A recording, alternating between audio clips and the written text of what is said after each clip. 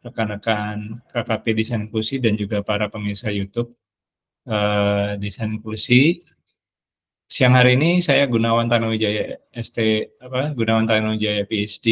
Saya dosen arsitektur Petra. Saya akan membagikan tentang perpustakaan yang aksesibel bagi semua dengan studi kasus perpustakaan UK Petra. Saya akan menyingkat beberapa presentasi ini karena ini hanya melengkapi untuk kelas KKP Desain Inklusi. Ya. Terima kasih atas kehadirannya. Terima kasih juga buat Mas Ilham yang bersama saya membantu dan juga rekan-rekan mahasiswa yang ada di belakang. Oke. Pertama ini adalah presentasi kami terkait dengan riset kami S3 dan juga hasil kerjasama dengan United Board dan Perpustakaan Petra. Next. Jadi ini next saja nggak apa-apa, boleh. Nah, jadi kami mengucapkan terima kasih juga untuk berbagai pihak yang kami tidak bisa sebutkan satu persatu, terutama kepada Australia Awards, QUT, dan United Boards, juga tim Research Service Learning Perpustakaan Petra dan keluarga saya. Next. Ya, kesimpulannya secara singkat adalah perlu diberikan akses kepada desain inklusif untuk memastikan hak-hak pendidikan mereka. Proses ini harus mempertimbangkan kondisi masyarakat disabilitas dan juga kondisi sosial ekonomi yang ada. Juga harus ada penyesuaian terhadap kerangka kerja desain yang lebih inklusif. Jadi kita harus menambahkan beberapa elemen ke dalam kerangka kerja desain inklusif yang sudah ada di Eropa atau di Amerika Serikat, di Inggris atau di Eropa, dan kita mencoba menggabungkan dengan Universal Design dari Amerika. Next.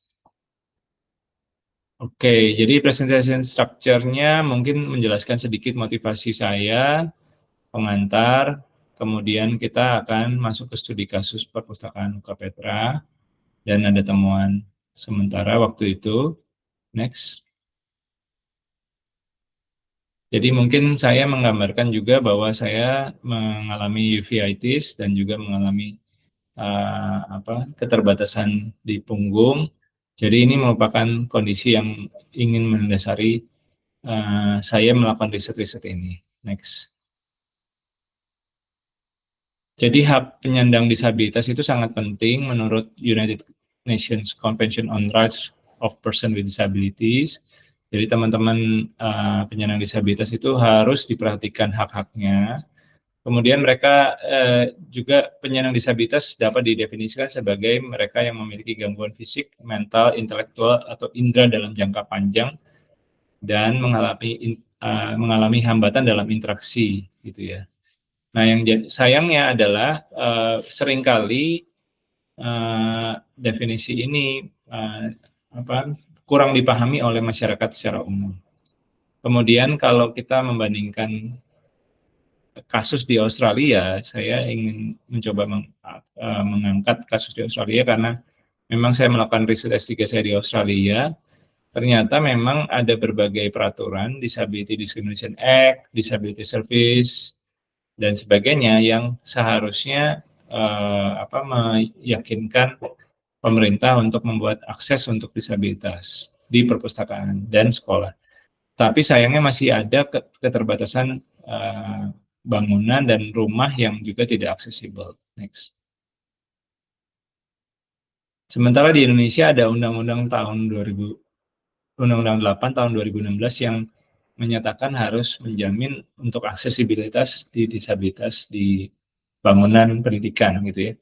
Nah, ini makanya kita memerlukan kerangka kerja desain inklusif atau universal design, kerangka desain inklusif atau kerangka desain universal yang baru, gitu ya, untuk sesuai dengan konteks di Indonesia. Next. Nah, mungkin kembali ke perpustakaan. Perpustakaan adalah fasilitas yang paling penting dan juga dia merupakan sumber daya untuk manusia melakukan evolusi budaya dan sebagainya, sehingga kita perlu melestarikan atau membuat fasilitas perpustakaan lebih aksesibel untuk semua. Gitu. Next.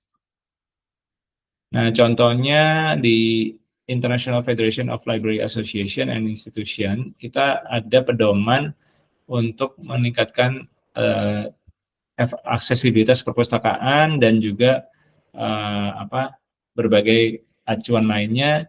Mungkin contohnya seperti aksesibilitas fisik, signage, akustik, dan juga layanan informatik, layanan yang terkait teknis informatika ya gitu. Next. Nah, mungkin kembali mempertanyakan lagi ke kerangka mata kuliah saya, yaitu desain inklusi. Sebenarnya definisi asli desain inklusi itu dari UK atau dari Inggris. Artinya adalah proses kreatif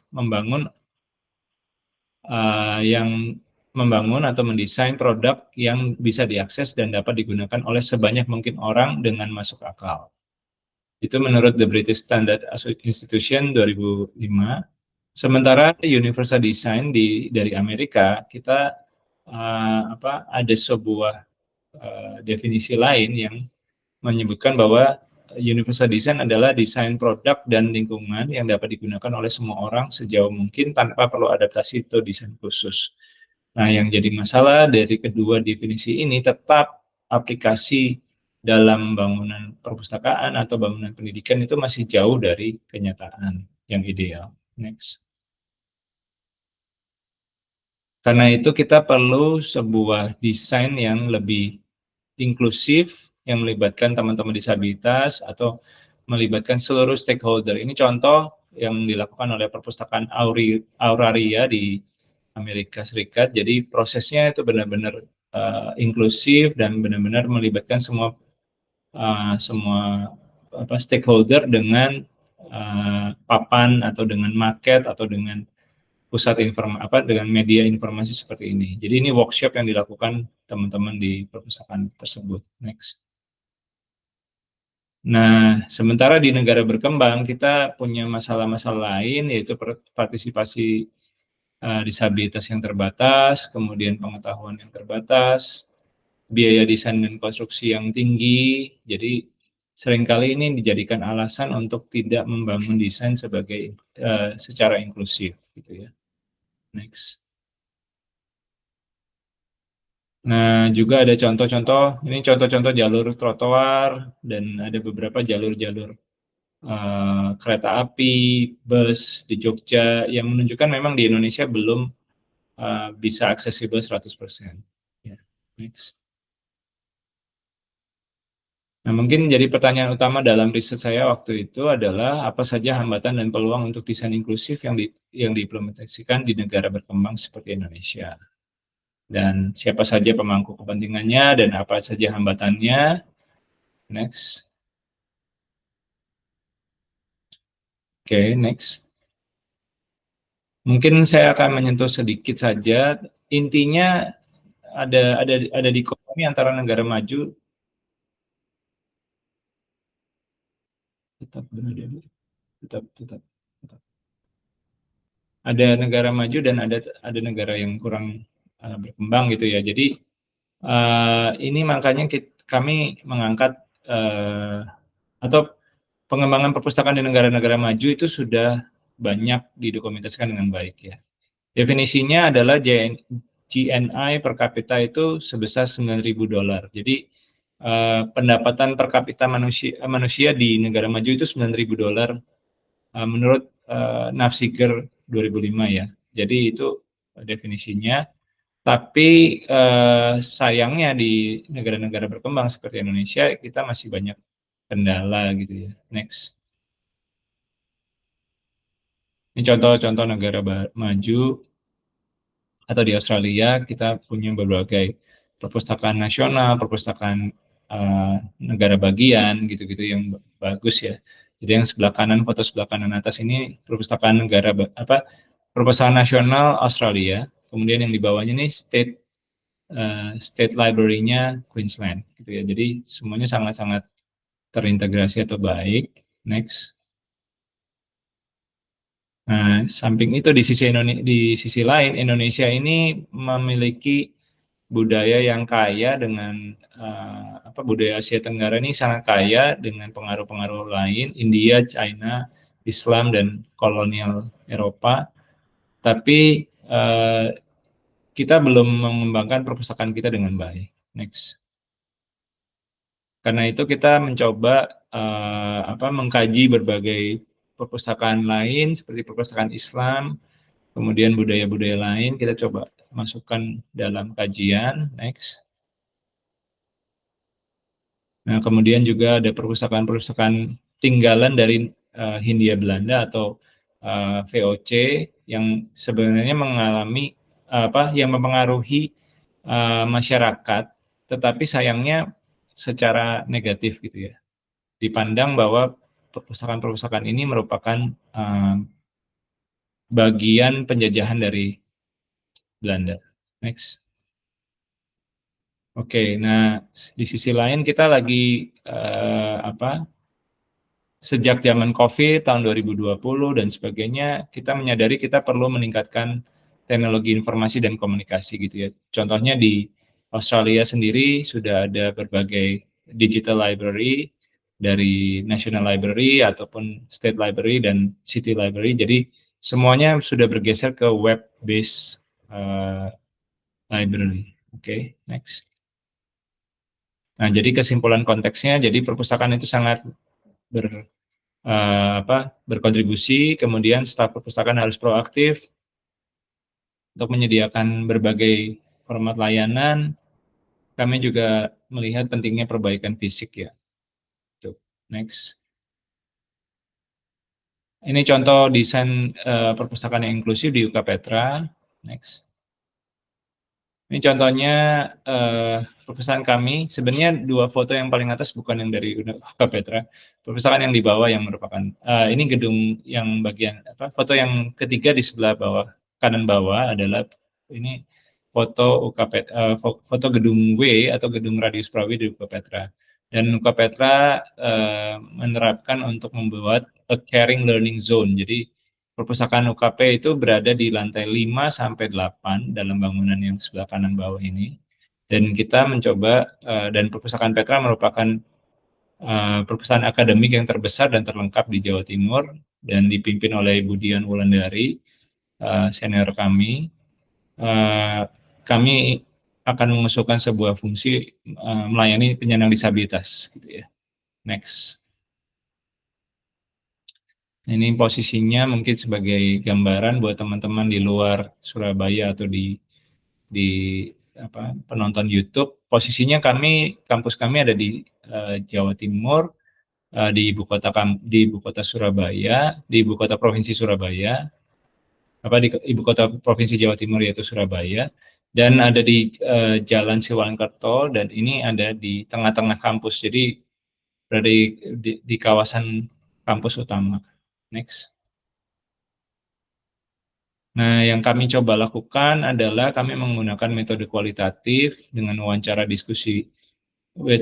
dan diskusi kelompok fokus, melibatkan pengambil keputusan, dosen, arsitek, desain interior, dan pustakawan, dan penyandang disabilitas. Next. Nah, jadi tahapannya kira-kira seperti ini. Pertama, kami melakukan pemetaan semua pengguna di Universitas Kristen Petra, dokumentasi aksesibilitas perpustakaan di UKP, yang ditunjukkan dengan foto sebelah kanan atas. Ini kami melakukan simulasi tutup mata, kemudian menggunakan krek, kemudian menggunakan kursi roda. Ya, jadi kami mencoba aksesibilitas di perpustakaan UKP Petra. Kemudian kami melakukan pelatihan kepekaan untuk pustakawan dan dosen dan mahasiswa ini bersama Dr. Arina Hayati, Pak Abdul Syakur, dan Pak Pak Sulendra, Igusti Nyoman Sulendra. Next. Yang berikutnya adalah kami melakukan desain inklusif untuk pojok Universitas Petra dan desain keseluruhan secara menyeluruh juga. Pembuatan model arsitektur, kemudian kami melakukan lokakarya partisipatif untuk desain perpustakaan bersama siswa dan penyandang disabilitas. Next. Nah, terakhir adalah kami menyusun program bantuan untuk penyandang disabilitas di sudut layanan ini dan melakukan kampanye kreatif. Next. Pada 2019, kami akhirnya bisa mewujudkan konstruksi pojok bantuan pengguna khusus termasuk disabilitas, dan kami melakukan tindak lanjut beberapa kali tahun 2018, kemudian tahun 2020, supaya lebih banyak orang yang bisa menikmati pojok bantuan ini. Next. Ya, mungkin sementara hasil temuan dari sebagian atau ini merupakan salah satu bagian dari S3 kami, studi pendahuluan untuk S3 kami. Jadi temuan sementara yang kami lakukan yang kami dapati adalah perancangan perpustakaan UK Petra dapat dilakukan dengan menggabungkan dua konsep desain inklusif dan desain universal, gitu ya. Kedua, kami menggunakan prinsip penggunaan sederhana yang intuitif untuk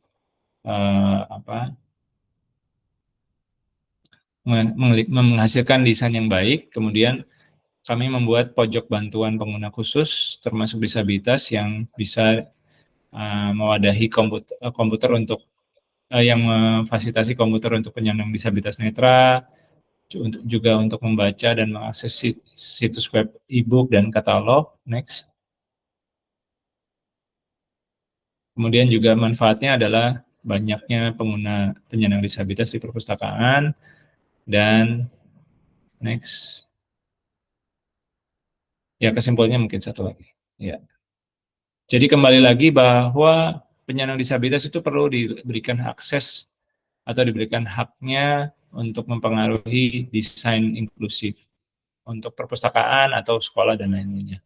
Dan proses yang harus dilakukan ialah melakukan adaptasi dengan desain inklusif atau desain universal, yang konsep desain inklusif dan desain universal yang ada. Karena itu harus dilakukan riset S3 atau riset lebih lanjut tentang budaya desain di Indonesia. Nah, tentu saja kami akan memaparkan hasil S3 kami setelah Agustus 2024, setelah jurnal kami diterbitkan, dan berharap presentasi berikutnya akan bisa memaparkan hasil riset S3 kami. Oke, mungkin berikutnya ada bibliografi. Next. Ya, ya, mungkin ini ada beberapa bibliografi dan referensi. Nanti rekan-rekan bisa melihat di link yang kami bagikan setelah di video YouTube ini. Terima kasih banyak atas kesempatan yang diberikan, dan terima kasih juga kepada ILTC untuk memberikan Teaching Innovation Grant, dan kami berharap mata kuliah kami ini bisa berdampak untuk rekan-rekan arsitektur UK Petra dan juga di luar UK Petra. Terima kasih. Mari.